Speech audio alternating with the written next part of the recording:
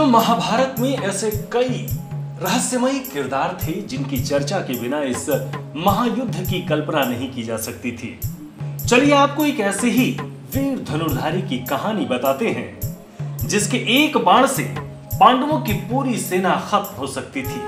इस पात्र का नाम था बर्बरिक। भगवान कृष्ण भी वीर बर्बरिक के बारे में भली भांति जानते थे। बर्बरिक के संबंध में महाभारत कथा में खुद समय कहते हैं, इस युद्ध में सिर्फ मानव रक्त की होली नहीं खेली गई, घटनाओं की प्रबल धारा में बह जाने के कारण मैं ये भूल गया कि इस महायुद्ध का एक साक्षी और था जिसने युद्ध में हिस्सा तो नहीं लिया। इस पात्र का सबसे बड़ा योगदान युद्ध करना नहीं, युद्ध ना करना था। मित्रों, कहते हैं कि बर्बरिक दुनिया का महान धनुर्धर था। उसके 3 बाण ही कौरवों और पांडवों की पूरी सेना को खत्म कर सकते थे। आपको बता दें कि बर्बरिक भीम के पौत्र थे।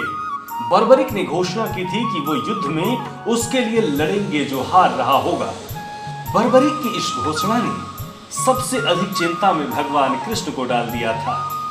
मित्रों, एक बार जब अर्जुन और प्रभु श्री कृष्ण धनुर्धारी बर्बरिक का पराक्रम देखने पहुंचे तो दंग रह गए।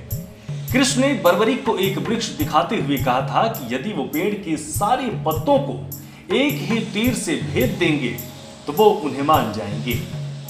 बर्बरिक ने इसे स्वीकार किया और तीर छोड़ दिया। जब तीर एक एक कर सारे पत्तों को भेद रहा था तब वृक्ष का एक पत्ता टूटकर नीचे गिर पड़ा। श्री कृष्ण ने उस पत्ते को अपने पांव से दबा लिया।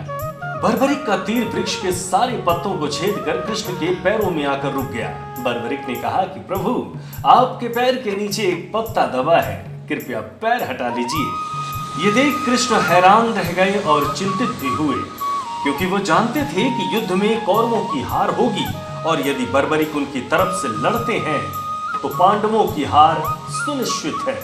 इस घटना के बाद एक दिन सुबह सुबह भगवान श्री कृष्ण ब्राह्मण का वेश धरकर बर्बरिक के पास पहुंचे।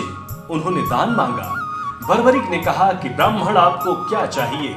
इस पर कृष्ण ने कहा कि मैं जो चाहता हूं तुम वो नहीं दे पाओगे। इस तरह श्री कृष्ण ने अपनी बातों में उलझाकर बर्बरिक से उसका सिर मांग लिया। बर्बरिक ने भी स्वेच्छा से शीश दान कर दिया। मित्रों, बर्बरिक के इस बलिदान को देखकर भगवान श्री कृष्ण ने बर्बरिक को कलयुग में खुद के नाम से पूजित होने का वर दिया। कलयुग यानी आज के दौर में बर्बरिक को खाटू श्याम के नाम से पूजा जाता है। जहां कृष्ण ने उसका शीश रखा था उस स्थान का नाम खाटू है। धन्य है वीर बर्बरिक और धन्य है आपका पराक्रम। सब्सक्राइब करें टोटल भक्ति को। अब हमारे वीडियोस को सबसे पहले देखने के लिए बेल आइकन को दबाना ना भूलें।